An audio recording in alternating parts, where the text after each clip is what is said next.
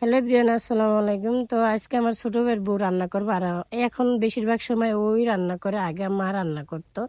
তো মা যেহেতু অসুস্থ, তো এই জন্য আমার ছোট ভাইয়ের বই রান্না করে। তো আমার জন্য এই যে টক রান্না করতেছে, মানে মাছ দিয়ে তেঁতুল তেঁতুল নাই, জলপাই দিয়ে মাছ রান্না করতেছে। তো এগুলো হয়েছে যে টাকি মাছ। আর এই চুলার মধ্যে নিয়ে আইছে যে ফুলকপি, সিম, এগুলো দিয়ে হয়েছে যে তেলাপিয়া মাছ, আর হয়েছে ফাঙ্গাস মাছ। তো ফাঙ্গাস মাছ তো আমার ছোটো বাইজি আছে, তো আবার ছোটো মানুষ কাটার মাছ খাইতে একদম পছন্দ করে না।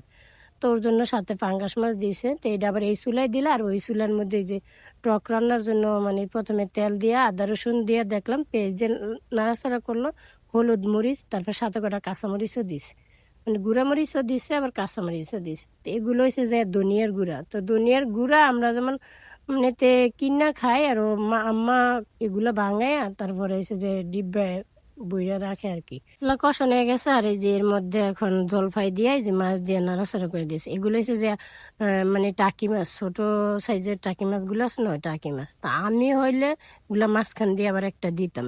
এমনিতে আমার বাড়িতে মাছ টাছ বেশি লাগে। আমরা তো ঢাকা ওই রকম ভাবে এরকম মানে অতিরিক্ত মাছ তো আমি মানে কখনই রান্না করি। এই মাছ আমি 2বার রান্না করতাম, মানে মানুষ কম, ওই হিসাবে রান্না করতাম।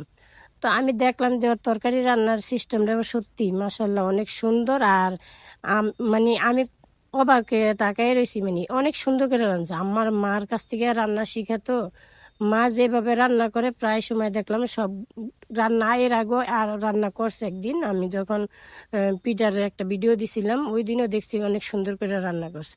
তো রান্না করে আমি মনে মনে ভাবি, কিন্তু আমি কোনো দিনে ওর এইভাবে মানে রান্না করতে ওই রকম ভাবে দেখিনি।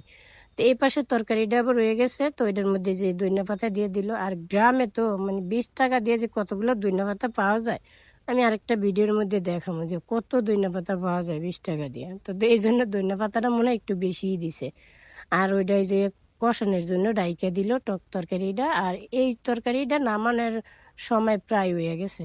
এটা ঝোল মোটামুটি কমে গেছে, এখন মানে এই তরকারিটা নামাই নিতে হইব, ফুলকপির তরকারিটা। আর এই যে জলফাই দিয়ে অনেক সুন্দর করে অনেকক্ষণ লাগায় কষাইছে। আর মাটির চুলার রান্নার তো মানে ইয়াই অন্যরকম, মাটির চুলার রান্নার কিন্তু স্বাদ অন্যরকম। আমরা যতই যে আমি এখন কারেন্টে রান্না করি, গ্যাসের চুলায় রান্না করি, কিন্তু আমি যখন মাটির চুলায় রান্না করে খাইতাম না, সত্যি কটা ভাত এমনিতেই বেশি খাওয়া গেছে, বা আর ভালো লাগে। যে কোনো জিনিসই একটা গ্রানি অন্যরকম হয় আর কি, বা আসে। এই যে এই তরকারিটা হয়ে গেছে, এটা নামাই লাইলে হয়েছে যে ফুলকপির তরকারি, আর হচ্ছে সিম। তো এটাও সুন্দর মতন একবারে রান্না করলে আমি মানে সবকিছু তো আর ক্যামেরাবন্দি করা যায় না, কিন্তু যেতটুকু সম্ভব, না হয়তো ভিডিওটা অনেকটা বড় হয়ে যায়। এত বড় ভিডিও তো আর করা যাবে না। আর এই যে তরকারির এখন যদি এই তরকারির যদি টক তরকারি ঝোলটা কষে বা কমে, তাইলেই নামায় নিব আর কি। তো এটার মধ্যেও ধনিয়া পাতা দিতে আছে। তো মোটামুটি ওর রান্নাগুলো অনেক সুন্দর আর ভালোভাবেই রান্না করছে। আমার মা যেভাবে রান্না করে মশলা দিলে মার কাছ থেকে সবকিছু আর মানে রান্না শিখে। আমি আবার জিজ্ঞাসা এত ভালো করে কিভাবে রান্না শিখছো? আমি আগে তো এত রান্না জীবনও পারিনি, আমি আমার শাশুড়ির কাছ থেকেই শিখছি।